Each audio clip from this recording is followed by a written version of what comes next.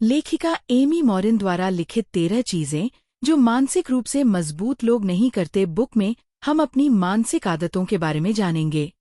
यह बुक हमें बताती है कि सफलता के लिए मानसिक रूप से मजबूत बनाना जरूरी है ताकि हम जीवन की परेशानियों के सामने हार न मान ले। यह बुक हमें उन आदतों के रहस्य बताती है जो मानसिक रूप से मजबूत लोग फॉलो करते हैं। मानसिक रूप से मजबूत होने का मतलब केवल इतना है कि हम जो काम करना चाहते हैं उसे बाधाओं को पार करते हुए पूरा करना। मानसिकता कोई किताब नहीं है जिसे पढ़ने से हमारी मानसिकता बेहतर हो जाएगी। इसलिए हम अपनी आदतों, विचारों और अपने कार्यों को बेहतर करने की कोशिश करते हैं ताकि हम मानसिकता को अपने अनुसार बना सकें।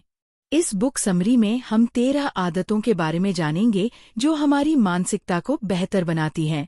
1. वे खुद को दोषी महसूस करने में समय बर्बाद नहीं करते। हम सभी जीवन में दर्द और दुख का अनुभव करते हैं। यह एक सामान्य स्वास्थ्य की भावना है, लेकिन अपने दुख और दुर्भाग्य पर अधिक ध्यान देना आत्मविनाशकारी हो सकता है। आत्महत्या एक नशे की लत की तरह ही होती है जो हमें कुछ पल तो आनंद देती है लेकिन हमें वास्तविकता से दूर ले जाती है। यदि हम तनाव से जूझते समय आत्महत्या को हावी होने देते हैं तो हम समाधान पर काम करना बंद कर देंगे। इसलिए हमें उन बातों और विचारों के प्रति सचेत रहना होगा जो हमें आत्महत्या महसूस करने की ओर ले जाते हैं। 2. वे खुद की भावनाओं के साथ खेलने का अधिकार किसी को नहीं देते।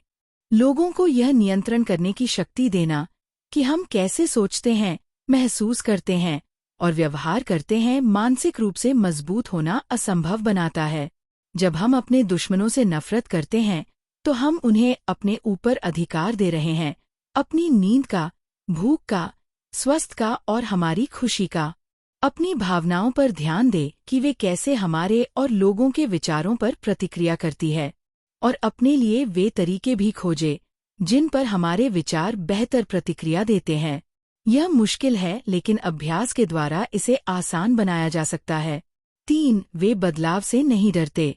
ये कहना आसान होता है कि हम बदलाव चाहते हैं, लेकिन सफलतापूर्वक बदलाव करना कठिन होता है क्योंकि हमारे विचार और भावनाएं अक्सर हमारे व्यवहार को बदलाव से रोकती है, भले ही इससे हमारे जीवन में सुधार हो रहा हो। ऐसा नहीं है कि कुछ लोगों में इच्छा शक्ति मजबूत होती है और कुछ में नहीं। फर्क इस बात से पड़ता है कि कुछ लोग बदलाव के लिए तैयार हैं और कुछ नहीं। अगर हम बदलाव नहीं चाहते हैं तो दुर्भाग्य से हमारा जीवन बदल जाता है, जैसे हमारी नौकरी छूटने से, किसी प्रियजन की मृत्यु से, किसी मित्र के चले जाने से या बच्चों के बाहर चले जाने से उत्पन्न परिवर्तन। ये सभी हमारे जीवन का हिस्सा होते हैं। जब हम छोटे बदलावों को अपनाने का अभ्यास करते हैं तो हम अपने रास्ते में आने वाली परिस्थितियों से निपटने के लिए बेहतर ढंग से तैयार होते हैं। इसलिए यह जरूरी है कि परिवर्तन करने के अपने तरीकों पर ध्यान दें। 4. वे उन चीजों पर ध्यान नहीं देते जिसे वे नियंत्रित नहीं कर सकते। सब कुछ नियंत्रण में रखना हमें बहुत सुरक्षित महसूस करवा सकता है, लेकिन यह सोचना कि हम हमेशा नियंत्रण रख सकते हैं, यह हमारे लिए परेशानियां खड़ी कर सकता है। इसलिए लेखिका हमें सभी चीजों पर नियंत्रण पाने की भावना से बचने पर जोर देती है। हो सकता है कि हम अपने साथ होने वाली सभी घटनाओं को नियंत्रित ना कर सके, लेकिन हम उनसे प्रभावित होंगे या नहीं का निर्णय ले सकते हैं। जब हम इस बात पर ध्यान देते हैं कि दुनिया में क्या गलत हो रहा है, बिना यह देखें कि हमारा सोचने और काम करने के तरीकों कैसे हैं और उन पर हमारा कितना नियंत्रित है, तो हम खुद को गलत और परेशानियों में फंसा हुआ पाते हैं। लेखिका हमें बताती है कि किसी तूफान को रोकने की कोशिश करना अपनी ऊर्जा बर्बाद करना है। इसके बजाय हमें इस बात पर ध्यान केंद्रित चाहिए कि हम इसके लिए क्या तैयारी कर सकते हैं। 5. वे हर किसी को खुश करने में समय नहीं गंवाते। जिस प्रकार लोगों को यह नियंत्रित करने देने की अनुमति देना कि हम कैसा महसूस करते हैं, यह हमें नियंत्रण की भावना देता है। ठीक इसी प्रकार लोगों को खुश करने का मतलब यह है कि यह नियंत्रित करना कि दूसरे लोग कैसा महसूस करते हैं, दूसरे लोग क्या सोचते हैं। अगर इसकी परवाह करेंगे तो हम हमेशा दूसरों के गुलाम रहेंगे।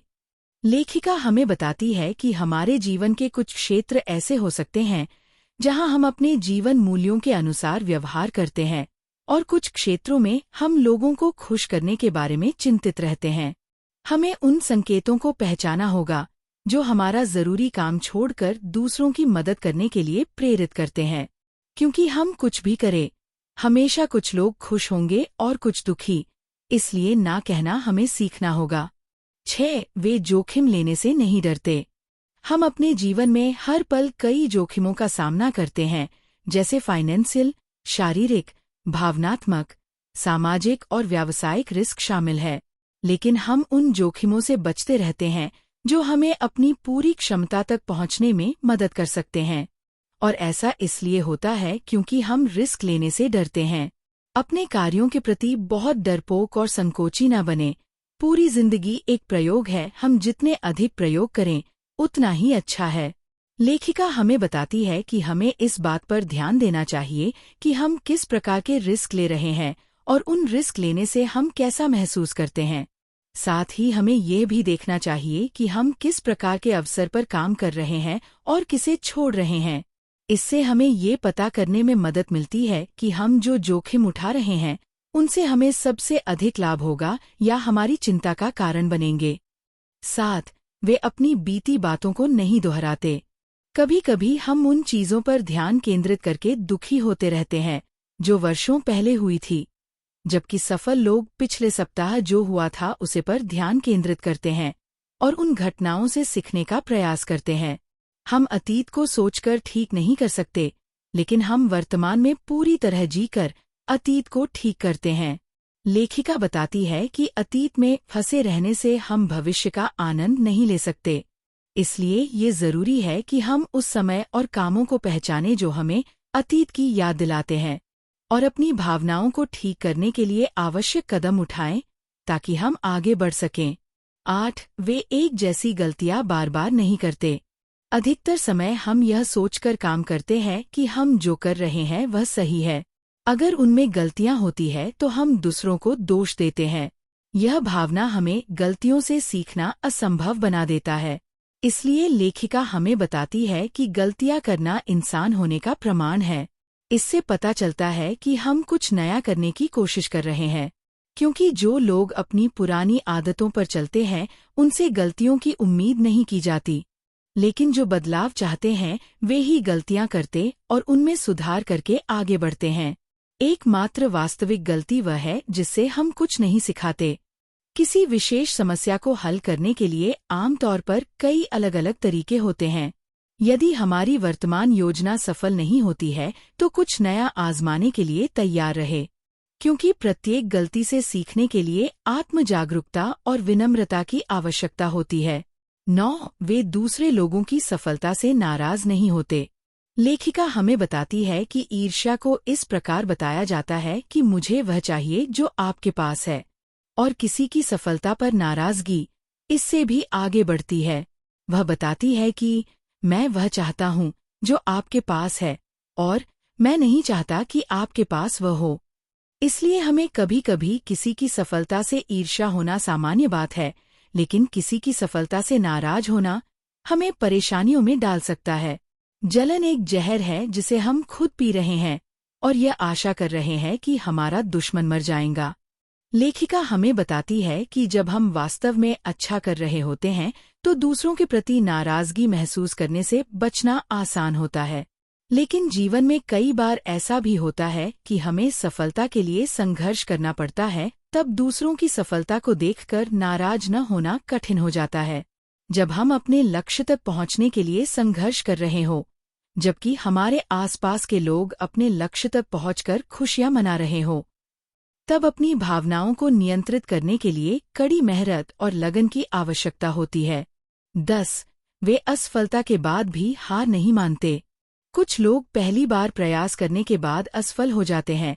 एक साधारण बात है, लेकिन अपनी असफलता हो स्थायी मानना, ये हमें दूसरे प्रयास करने और दूसरी बार में सफलता हासिल करने से रोकती है। असफलता सफलता की प्रक्रिया का एक हिस्सा है। जो लोग असफलता से बचते हैं, सफलता उनसे बचते हैं। अपने जीवन के उन क्षेत्रों की पहचान करें जहां असफलता के बाद हार मानने की संभावना अधिक हो, और इस बात पर गौर करें कि हम अपनी असफलताओं से कैसे सीख सकते हैं। उस क्षेत्र में काम करना शुरू करें और ये भी याद रखें कि अगर हम असफल होने के बाद दोबारा प्रयास करने के आदी नहीं हैं, तो शुरुआत में अपने डर से सामना करना मुश्किल होगा। हमें असफलता के बाद कई तरह की नकारात्मक भावनाओं से निपटना होता है, क्योंकि ये नकारात्मक भावनाएं हमें दोबारा प्रयास करने के लिए रोकती हैं।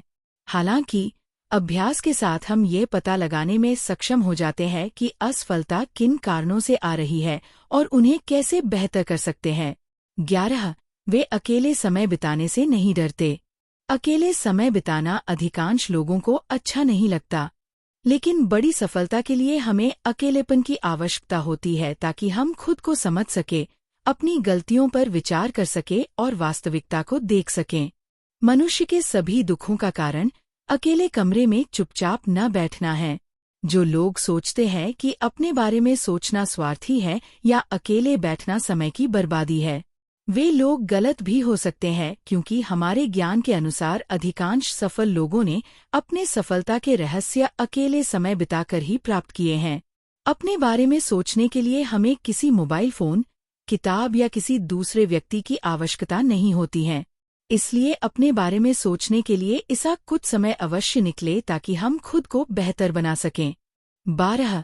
उन्हें नहीं लगता कि दुनिया पर उनका कुछ कर्ज है। ऐसा नहीं है कि दुनिया हमारे बिना चल नहीं सकती या हम जो काम करते हैं उससे ही दुनिया चलती है। इस संसार में एक से बढ़कर एक व्यक्ति हुए हैं। उनके समय में दुनिया सोचती थी कि इनके बिना दुनिया का क्या होगा। हम सभी देख सकते हैं कि आज दुनिया कैसी चल रही है। यह मत कहते फिरे कि दुनिया हमारी जीविका का कर्जदार है, दुनिया को हमसे कुछ नहीं चाहिए।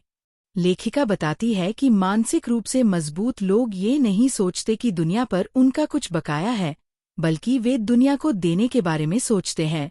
13. वे तत्काल परिणाम की उम्मीद नहीं करते।